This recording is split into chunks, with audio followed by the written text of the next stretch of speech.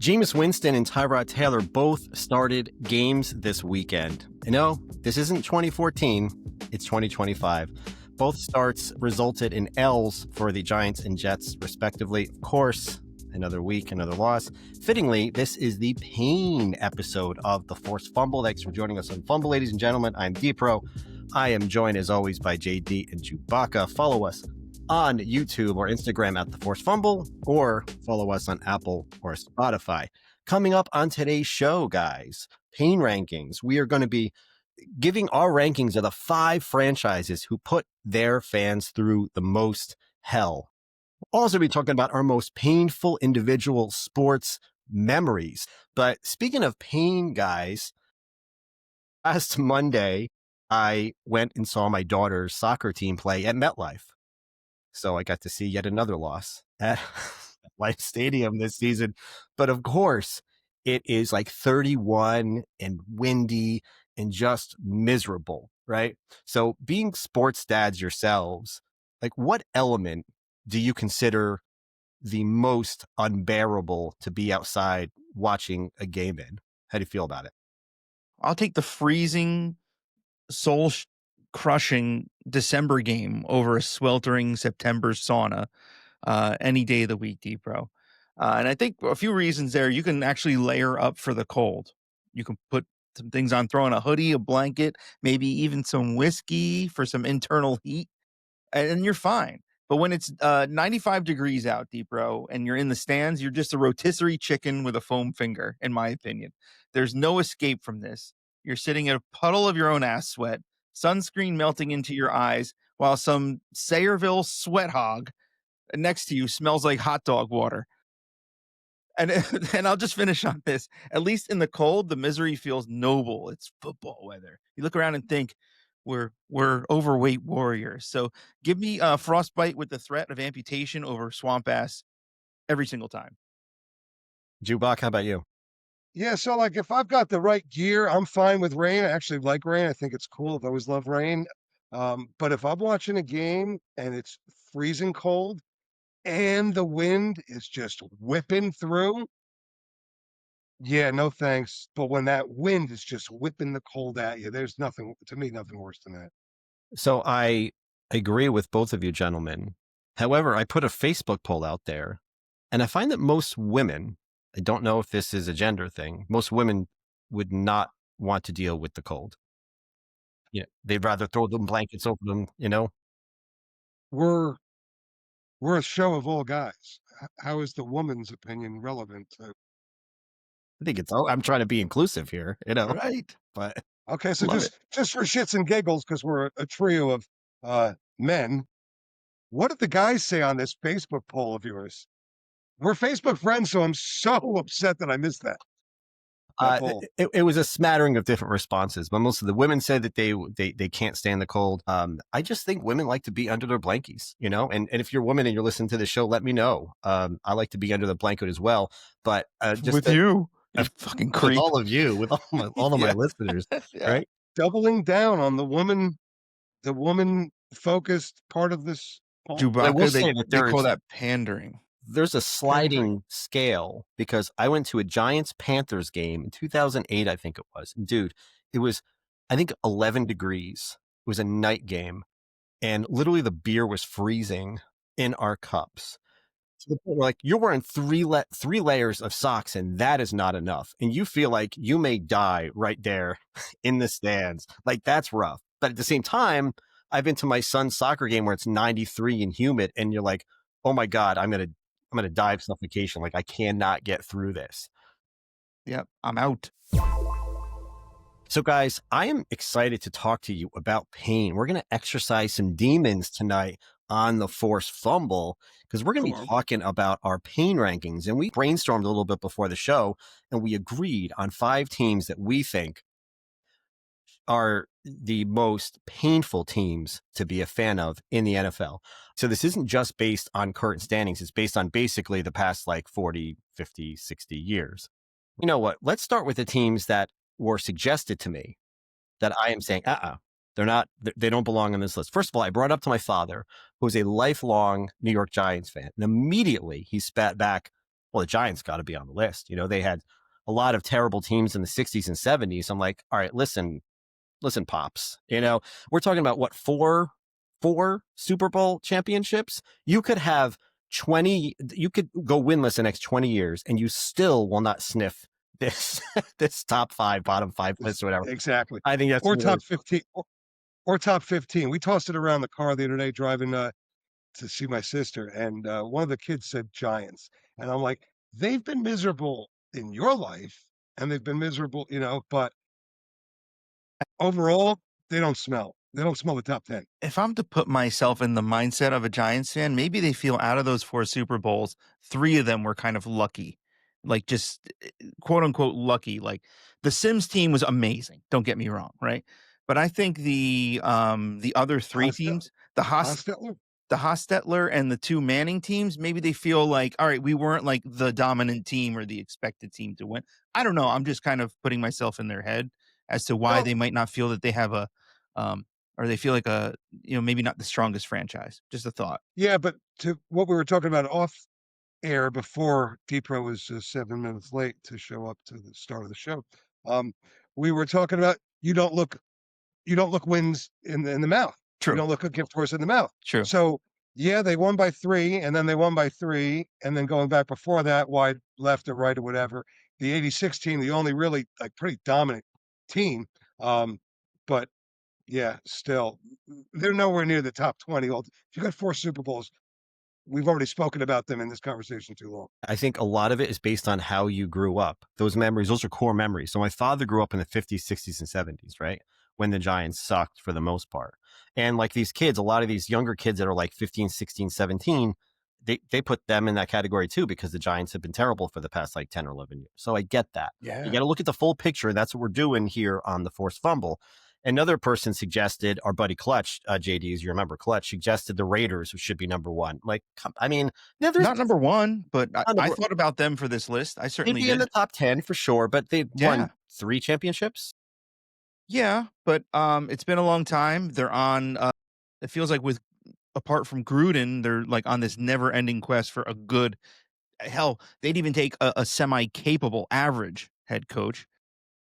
And they've had some very bad luck with first rounders. I could see why they'd be talked about here, but not number 1. No.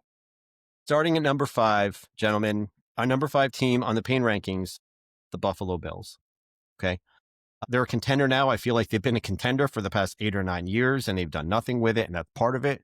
Not only have they not won a Super Bowl, but their biggest claim to fame is losing 4 consecutive Super Bowls. So getting close and never quite winning the big one, which is a big part of, climbing the ranks in the pain rankings, right? Is that you give your fans hope, but you never win the big one, right? Yeah. You wouldn't know by their loyal fan base because they probably got, hey, nobody circles the wagons like the Buffalo Bills. They're smashing tables, they're baptizing kids, smashing them through little mini tables. I mean, it's a great fan base. It really is. But when you're Orchard Park, New York, and you've got nothing else whatsoever remotely near you, that's all you got. But they had to be on the list because of 4 losses in a row, although that's incredible dominance. And that's why they're 5. That's why they're not 4, 3, 2, or 1, because they've been relatively very good teams. Those teams were great teams back when the AFC lost all the time. And with Josh Allen, they've been great. But yeah, they got to be on the list. You lose 4 Super Bowls in a row, you're on this list. So it's not only those 4 Super Bowls, but if you look at them, they've got a ton of futility, right? They've got a longest playoff win drought of 25 seasons, 95 to 2020, without a playoff win. Also, too, every year it feels like to me it's the same tragedy now. Like they're beating this drum of hype, heartbreak, and a defense that folds faster than a dollar store table outside of the pregame. It doesn't feel like they're cursed. They're just allergic to winning when it matters, if it makes sense. I feel like a few of these other franchises on the list are far more cursed than the Buffalo Bills, but still, it is misery street for sure for a Bills fan. Yeah, to your point, JD and JewBacca, I think they're leaving, of all these teams, leaving the most money on the table, if we're going to use that analogy. And they would be higher, to JewBacca's point, but they're just such a happy fan base, right? So how high can you really be in the pain rankings if you are such a jolly fan base? But JewBacca alluded to this. Our number 4 team, the Minnesota Vikings. Another team mostly famous for letting their fans down in the cold. I've been to Super Bowl 4 times, but that was feels like forever ago now in the 70s. Competes often, never really a true contender. You know, they can get Randy Moss, they can get Adrian Peterson, but they're known mostly for letting their fans down and also, executing maybe the worst trade in sports history with the Cowboys. Mm. So there's that too. Yeah, Minnesota is the land of, what do they say, like 10,000 lakes, right? But not one reflection of a Lombardi trophy in that lake for that team. In addition to the Super Bowl thing, they also have 6 NFC championship losses. This is a bridesmaid story, right? Never a bride. And it feels that way with the Minnesota Vikings. I work with a guy who even told me, to your point about generational talent going there, like Peterson, Moss, even Chris Carter. You could even maybe throw Justin Jefferson in there. He feels like they acquire these franchise pieces, but can never properly build around them. But bottom line is the Vikings trophy case is like their secondary at all times, it seems to me, and that's just wide open. So not happening. And also they notoriously have the worst missed kick in playoff history, probably, or at least in modern history, with Blair Walsh missing like the 25-yarder against the Seattle Seahawks in the blistering cold in Minnesota. I remember watching that game, and I believe I had the Vikings in a pool and being just furious that he missed like this chip shot field goal. So our number 3 team is a team that's doing pretty well right now, but again, mostly known for losing, the Detroit Lions. The first team to ever go 0-16, I believe, in 2008. Housed maybe the greatest, as we were talking about generational talent, maybe the greatest running back and wide receiver ever, Barry Sanders and Megatron, who both retired early and said they'd rather go golfing, essentially, than play for this franchise. Perpetual losers. Even as a contender right now, it feels like their window, I know this sounds like a cliche, it feels like their window is kind of closing. Like they look horrible against the Eagles last week. They're a contender, but I feel like they look like a powerhouse, and now I'm not quite sure who they are. What do you guys think? As of today, I am not sure who they are. I mean, they should have. That was supposed to be a get right game yesterday against the Giants, Barely won and it. they're lucky to win it. But they had Barry Sanders, and really were never able to do anything with him because they just sucked. They had a player. You know, you think of our generation. 2 guys got paralyzed that you think, and obviously you think of Dennis Byrd for your Jets, who's the Jets are on his list, and you got Utley from the Lions. I remember that guy Utley who got paralyzed. Um, it just rough all around for the Detroit Lions. Yeah, they're good now. So to put them on this list now might be like, what are you talking about? They got a great stuff going, Dan Campbell, all that. But no, historically, they suck and they've never won a Super Bowl. Dan Campbell, speaking of him, he cries a lot, but who wouldn't after 70 years of watching this franchise try to win? It feels like to me that even when they're good, you just know, to your point, guys, like somewhere the ghost of Matt Millen is standing somewhere with a draft board waiting to curse this franchise again. Um, Last year, though, they did end their 32-year playoff win drought with a victory over the Rams, their first postseason win since 1991. So yes, the sentiment now is like, okay, this is a team on the up. They might be the next great NFC team to come out, but haven't won a playoff game in 32 years. That's a lot of pain for a franchise to go through in any professional sport. I feel badly that JewBacca brought up that not only are they bad teams, but their fucking players are getting paralyzed on the field. You went dark. Jeez. Breaking their necks for these loser franchises. The number 2 team on our Pan rankings list is my New York Jets. Of course, they're going to make such a list. They won Super Bowl 3, 1969, and I am fucking so tired of hearing about it. Joe Namath gets brought up by the Jets and the social media more than my son bringing up the one time he helped me move a fucking couch. Move on, create new memories. I want to kiss you. I mean, that was the best Joe Namath memory of all time. I'm tired of Jets social media, Facebook memorying my life, throwing out the name and stuff and the guarantee, make make a fucking new memory. 56 years since, it's just been just bag of shit after bag of shit. And I'm tired of it. And 15 years without playoffs, 10 years of losing seasons, they're no closer to relevance than they were, 60 years ago. Dude, DePro, I just want to hit on something you said. The Jets highlight reel is literally in black and white. Joe Namath is guaranteed that Super Bowl in 1969. He's still hungover from the game, I think. And so is the Jets front office if they think that you and we, as modern day NFL fans, still want to see that trotted out as the only highlight image from the franchise. So that's got to feel weird as a fan. It's incredibly weird. It feels impossible, fucking possible, that there's this much ineptitude for this long with almost no breaks in the ineptitude. You just look at a team like the Patriots. They had 20 years or whatever of Tom Brady excellence. What, 6 or 7 Super Bowl titles? I'm not counting. And then they sucked for like 3 years.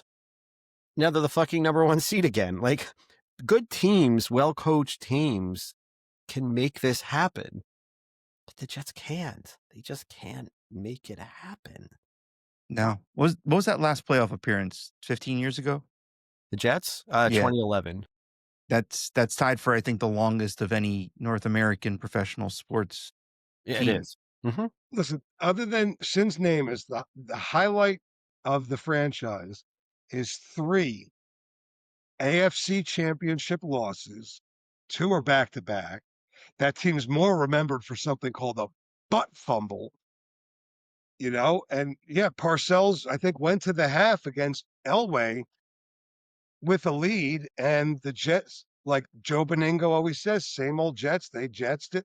And yeah, if it wasn't for our number 1, the Jets would be Easily. the number 1. Well, at least the number 1 has an all-time player, like all life, all time, would probably be great today. All-time player. Johnny Manziel? Oh, sorry. No. You don't want to give up. Eric Metcalf? But no, the last thing I want to say, guys, about this franchise is if the Jets have another losing season this year, I'm not going to write the check either way. They will be tied for the 4th longest losing season streak of all time in North American sports. Wait, That's JD, did you say if? You're bringing the nuggets today, dude. Good nugget. crazy. Did you say if? Yes, that's an if. They guaranteed it with a loss yesterday. Did they? Okay. They I don't do math for they already did losers, it. so that's why I have you around. But I majored in that. yeah. But yeah, okay. He majored in math. How come he's always the latest one to the show? Because watches are kind of like math. Yeah, discipline isn't learned, Baca. It's you either have it or you don't. So that stamps it. Then they own the 4th longest losing streak of all time in North American sports. The Jets do. Unbelievable yet completely believable. Drum roll for the number 1 team, of course. We just alluded to it. It's the Cleveland Brownies. My God, you can tell a lot about a franchise by how people react when somebody finds out the other person's a fan of them. Because I've heard people say like, "Oh, I'm a Cleveland Browns fan," and people they have like a visceral reaction, like you just told them like your daughter was born without feet or something. It's just like people feel so sorry for you, and they're like, how are you getting through this? Like, they're consistently terrible. They make bad decisions. Like, they had Baker Mayfield, who's now great, and they got rid of him, and then they freaking spent all of the money on Deshaun Watson. Now they have Shedeur Sanders, who had a decent game, but I don't see that going well. As JewBacca has famously said, losers going to lose, but put an addendum onto that. Losers put themselves in a position to lose. And I think that's what Cleveland perpetually does. The ineptitude is off the charts. But, the Cleveland Browns, like I said, at least they have an all-time player. At least they also, like the Jets, they won a championship. It wasn't called the Super Bowl then. It was called the championship. Jim Brown won one. But you think about teams that have moved. Okay, so an honorable mention on this list could be the Raiders. They were the Oakland Raiders. They were the LA Raiders. They were the Oakland Raiders. But they've always remained the Raiders. So the Browns lost their franchise. Like the current Browns that as the Browns, like if you want to track franchise history, you're tracking the Browns, but now you're looking at the Ravens as well. They changed their name. They moved their team. I think it was like almost like overnight. They did it like in the Yeah. middle of the night, Middle of all the night. shady wise. Like they are the ultimate loser franchise. They are the ultimate mistake by the lake. People shit on that city all the time. You know what? It's not Boston. It's not New York. It's not Philadelphia. It's not LA. It's not Chicago. It's not Detroit. It's Cleveland, and it sucks.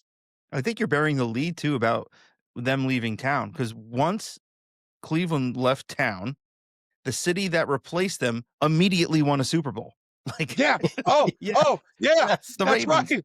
That's right. And had arguably the greatest defense of all time, Sure. unless you want to chime in, Mr. Chicago. Oh, Bears. with the greatest defense. Yes. Oh, I didn't know we were talking about the greatest. Well, the No, the but, greatest are the Chicago Bears. Listen. If Ray Lewis woke up tomorrow when he had Mike Singletary's career, he'd go climb the tallest building. He'd jump off and he'd slit his wrists on the way down. So fuck your Mike. That's a showstopper right there. I got nothing for that, and you rarely hear me be speechless. But with the Dude, they had Browns, Ed Reed. They had Earl Suggs. Richard Dent, fuck you, Richard. Van Okay, Hampton. so there might be more Hall of Famers on your defense, but Ray Lewis, dude, Ray Lewis. Please edit my stutter. That's the whiskey stutter. But no, it feels like every time they've hit rock bottom that they find a secret basement, the Browns. Like they're that kind of franchise, you know. Statistically speaking, the Browns, since reestablishing in 99, as Baca pointed out, the Browns have had a losing season 86% of the time. Only 4 of the seasons since then with a winning percentage over 500. Insane. Horrible numbers. Horrendous numbers for a franchise. And you know what? This list is a fan base. Like it's a poorest, worst fan base. God bless those people in Cleveland, because they certainly weren't going to start rooting for Baltimore. And then they just like, oh, we get to be Cleveland Browns fans again for a whole new franchise, a whole new set of history. But it's the same old garbage. Those poor people Yeah, and in that just to shitty city. twist the knife even more. You know, my Bears, DePro's Jets often get criticized for having a quarterback carousel, or at least not being able to figure it out, right? But the Browns franchise truly is a carousel. I think I was reading something where it was like the Browns had 24 starting quarterbacks in the same time span that Seattle has had 3 with Wilson, Darnold, and Geno Smith. You know, add to the quarterback talk here for the Browns, which I think is the worst contract in NFL history, Deshaun Watson. I think we're also failing to mention, after their 0-16 season, didn't they go 1-15? Didn't they go like 1-31 in a span? They did. It doesn't get worse than that. Sloppy. Those poor people. Ugh, Cleveland, just kill yourself. Ugh. And then when they were good, you know, they ran into the Broncos both times with the drive and the fumble. Ernest Biner, yep. Yeah, Ernest like, Biner fumble it. So even when they're good, they couldn't seal the deal, kind of like the Jets in those back-to-back AFC championships. So it's a lot of pain. Yeah. I'm depressed, fellas. I am. We're going to get even more Terrible. depressed because we still got some stories to share on this episode, right? You know, and I'll go first. Can I get a beer? Jeez.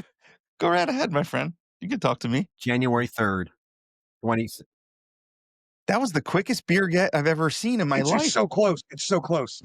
You probably thought I was going to like go down to the Yeah. Right. And then like peek and maybe 5 minutes. shift pour it over where the shift the items around. Nope. Man knows what he likes. And Nope, I goes was and close. gets I it. jerked off too. What a hard left. So did we. Yeah. Well, guys, let's talk a little bit of personal pain here on the podcast, on the Forced Fumble. I'll go first. My most painful sports memory was January 3rd, 2016. If you're a fellow Jets fan listening, you know what I'm talking about. But the Jets traveled to Buffalo.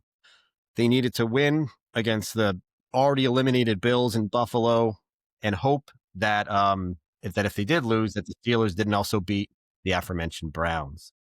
Of course, the Steelers would go on to defeat the Browns easily. And I have such distinct memories of being at this game in Buffalo. My brother-in-law, who's a Buffalo fan, Buffalo born and raised. And just getting a feeling right from the jump that this was not Fitzpatrick's game. And it became clear that they were not going to win this game. I'm checking the score. I see, Pittsburgh is winning. And I remember after that last Fitzpatrick interception, and it was clear that the Jets, God only knew at the time, and certainly did not know at the time, that this was their last chance, and basically for fucking ever, to get to the playoffs, because this was 2015, the last time that they had a winning record. I never wanted to teleport out of a place more in my life. Like legit, like I had tears like welling up in my eyes as I'm walking out of the arena. And I realized like I'm one of the only people in a Jets jersey walking out. And Buffalo Bills fans, as much as they're cool folks, some of them were not. And people were like hooting and hollering and laughing and like throwing like garbage wrappers at me and stuff. I felt like the convict walking out of the courtroom, like covering his face. People are like laughing and like freaking throwing stuff at me. And to add insult to injury, as I'm holding in tears because I'm so distraught, my fucking asshole brother-in-law puts on Buffalo talk radio for the first hour of the drive. So I get to hear about how the Buffalo Bills embarrassed the Jets and knocked them out of playoff contention. By far my worst ever sports memory. So tell me you root for a loser franchise, and I get that you were there, and if it was at home, maybe it wouldn't have made your worst, but tell me you root for a loser franchise when it's not even like it's not the playoffs, it's not a championship. It was a It's a chance at game the that playoff. it was probably like a week 13 game that knocked you out of play, and that's your worst It ever. was the last week of the season. They needed that. Oh, it was the last week of the Yeah, it season? was week Okay. 17. All Yeah. right. But still, that's how bad your franchise is. You don't even have like a tough wide left or 4 losses in a row. What about you guys? My most painful sports memory, you would think that, okay, maybe it's when the Bears went to the Super Bowl in 2007. Devin Hester returns that opening kickoff. I'm riding a high. They're going into halftime, defense dominating, them losing, the Bears losing that in the second half, that Super Bowl. You would think it'd be that. I don't know. I kind of just felt overjoyed that they made a Super Bowl, and it was kind of a fun experience after, believe it or not. I was crushed, but I did kind of look at the bright side there. One that had me wanting to kill children and small animals was when Cody Parkey double doinked the kick against the Philadelphia Eagles in the 2018 NFC Wild Card game. I'm sitting there holding my sleeping daughter. My daughter was having a hard time sleeping. I'm holding her. She's maybe 2 months old at this point. Then that kick goes off, and I'm like, this is a sure thing. This is a chippy, like a 25-yarder kind of deal. And then he double doinks it, and I went, oh, I couldn't yell, and I wanted to yell. And that's one thing. So in that moment, it sucks. And honestly, guys, that would have stopped those annoying Eagle fans, because that was their first Super Bowl win, I think, of this era. Right. So that would have likely cemented Brady's another win for Brady. However, it's one of those, sliding doors moments, I guess, right? Um, however, it's just the national embarrassment. Everywhere it was double doink, and here's how Cody Parkey parks his car, and it's like on the guardrail, like I mean, like it's the all bus that bubble, Yeah, something like that. yes, it feels like that, DePro. And Didn't Parkey hit another one off the goalpost that same game?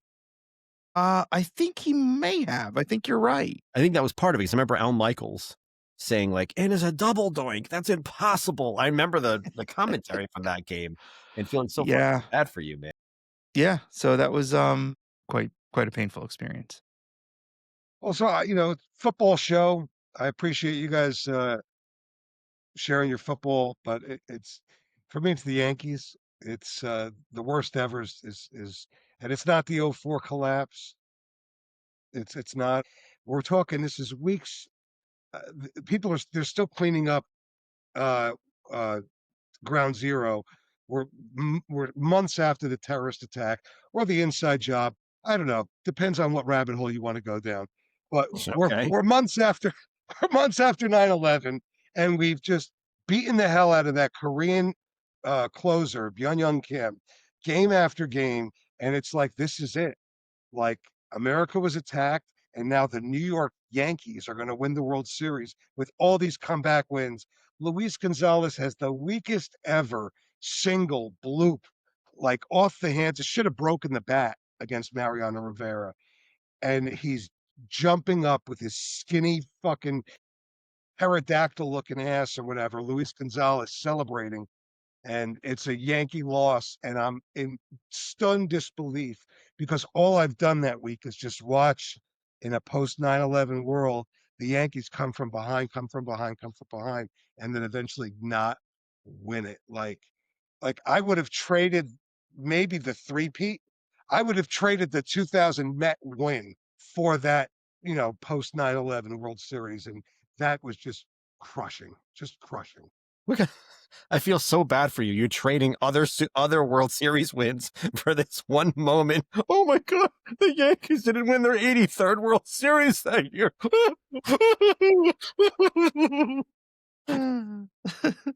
Real poverty franchise. Jeez, man. A All lot of right, pain Sonny. being exercised tonight. A lot of demons. Hope you feel better. I don't feel any better, I got to tell you. No, I feel worse. I need some. You guys have been drinking all episode, and I have not. It's time to indulge in some chemicals. I'm going to need a lot more than one beer for this one. Might take JewBacca up on his offer. We'll let you guys use your imagination for what that was. But hey, I appreciate you guys checking out the Forced Fumble. Subscribe, listen, tell your friends. Hopefully you have a beautiful Thanksgiving that's filled with lots of gain and no pain.